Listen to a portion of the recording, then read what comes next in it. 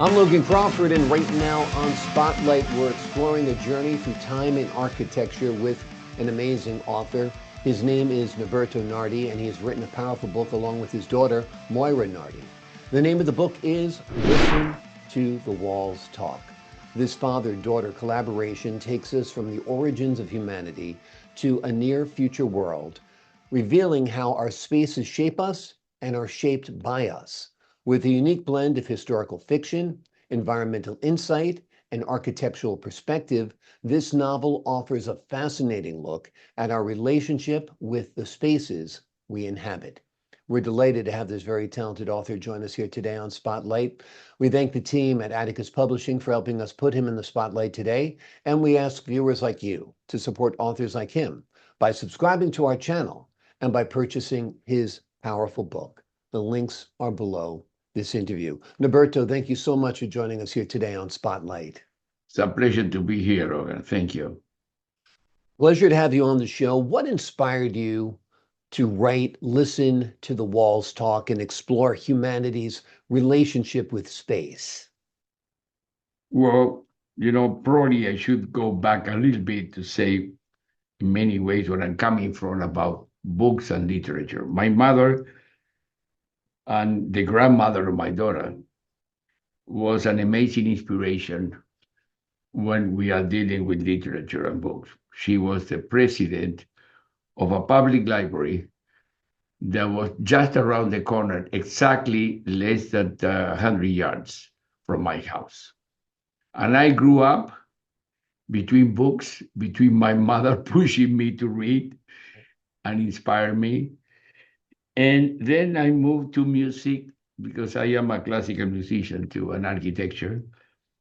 And I discovered something super interesting that when you are composing a piece of music, or you are designing a building, or now when you are writing a book, it is a path which is quite similar, even though they are coming from different, genres and different approaches. And I enjoy it, and because I always thought that by designing buildings for many years, like many architects, we believe that we are creating spaces, self-contained spaces in many cases. I realized by probably aging and maturing about my experiences that I've been working so many years in this activity, that in reality, we have another partner in this process. And the other partner in this process are the spaces. When I was invited to exhibit in the Venice Biennale, which is an incredible opportunity for us, I created a motto for that exhibit. And the motto was framing the air. Because in many ways, why framing the air? Because in reality, architecture is what it does. And when the air is part of the space, the universe, the surrounding, and when we are creating artificial spaces through architecture, in reality, we are framing the air. Yeah. So my book is an evolution of that process, I would say. I thought, well, if we have a voice in architecture, architects, we are well known to be kind of arrogant in our statements. We believe that we are in control of a language, which is partially true. But what we forget many times, that the counterpart, that there are those spaces, like it happened with the climate today. The climate has a voice, clearly is responding to us. And is responding in a very, sometimes, aggressive way. And because they don't like what we are doing with the spaces, with the air, okay? So that process start motivating me to envision this project. And then with the collaboration of my daughter, that she brought this incredible insight of psychology, we create this book that is not necessarily a thriller. It has mystery, has a little bit of action, but in reality, is a passage Mhm. through history and through understanding how those spaces had been responded to the action of humans. And that's what the book is about. The result is no eureka, it's not that I discovered that I love to write, that I love to write, by the way. It was one of the most exciting experiences that I have. As a result of the COVID-19, by the way, because my office was partially closed and I was needing to be working from home, driving less.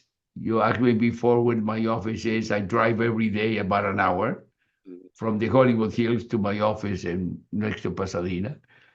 So I saved that time and I put in writing. Mm. And that was a very interesting experience. We're glad you used that time productively to create this wonderful book. One of the intriguing aspects of it, of course, is also the artificial intelligence that makes its way into the story. Tell us a little bit about this aspect of your tale. Yeah, this is today, artificial intelligence is becoming one of the most fashionable words. Hmm. When I started writing that book, it already existed, but it's not so well recognized. But which is kind of interesting that it probably I am inventing things all the time when I design in buildings, and I guess that part of the bringing that artificial intelligence character was to have almost like a surreal character incorporated to the book Hmm. that was able to bring another perspective, another voice. And that's what we create almost like I said, almost like a quasi-human Hmm. character. And the why quasi-human? Because, he was able, that's what I call surreal, was almost able to materialize once in a while within with the other two characters that they are really the narrators of this book Yeah. through history. So artificial intelligence really became the constant connection, the tide of the history. Okay, Hmm. and that's what we use it in this book. Tell us about collaborating with your daughter. Your background is in architecture, her background is in psychology. Is that how it worked? Well, to have a daughter that is a psychologist is always complicated for a dad. I don't need to tell you, okay? I Yep, need to exactly. measure, I need to measure how I deliver my words because I always overanalyzed. Right. And by the way, I have three psychologists in my kids, so I am abundant connection. But with Moira, my oldest daughter, the our collaboration was super a combination of love, confrontation, and true. Why I say confrontation? Because we are coming with two different fields, Hmm. and um, when you're an artist, and I consider myself an artist, you're always work, and you know that because you are an actor. You work with certain level of irrational reaction. The emotional connection is is a component that you cannot avoid. Right. And that's what produced the creative act. Mm. Well, a psychologist work in another realm.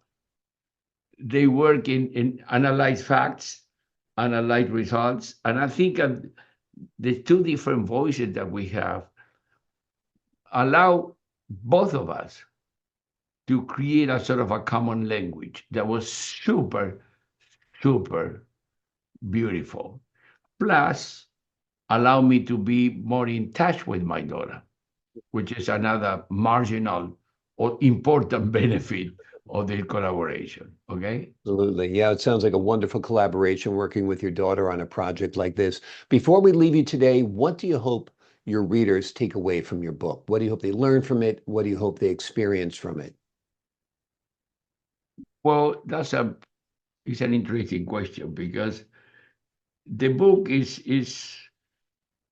the book appeals to certain historical memories. And because they appeal to certain historical memories, uh, it could be that some readers they feel slightly uncomfortable to say, "Do I know what these guys are talking about?" Well, what I would like to produce with this book, number one, that they understand the message of the book, which is the combination between creative act and spaces. But on the other side, maybe trigger on the readers something which is for me an amazing component in human development. That is curiosity. Curiosity, in this case, triggers the anxiety or the power to know more. Hmm. And even for those people who don't know all the history that we are coding in this project, you know, what I did, all the places that are narrated in the book, I've been there. I didn't need to research more because I work in China, I work in Japan, I work in Europe, I work in Latin America. So I've been there. And when you experience the places, it's another reading. That's why it's important too. That's what I contribute to the book. Absolutely. I don't I know if that give you an answer to your question, No, but you absolutely did. I think people have an appreciation for this framing of space, as you mentioned, and an appreciation for our culture, our society, and the arts as well. The name of the book is Listen to the Walls Talk by Norberto Nardi and Moira Nardi. This father-daughter collaboration takes us from the origins of humanity to a near future world, revealing how our spaces shape us and are shaped by us. Wonderful book, wonderful read, highly recommended. Norberto, thank you so much for joining me here today on Spotlight. it's a very great pleasure to talk to you, Logan. Thank you for having me here. My pleasure. And folks, stay tuned because right after this interview, we're going to have a little bit from Moira Nardi explaining her part in this wonderful work.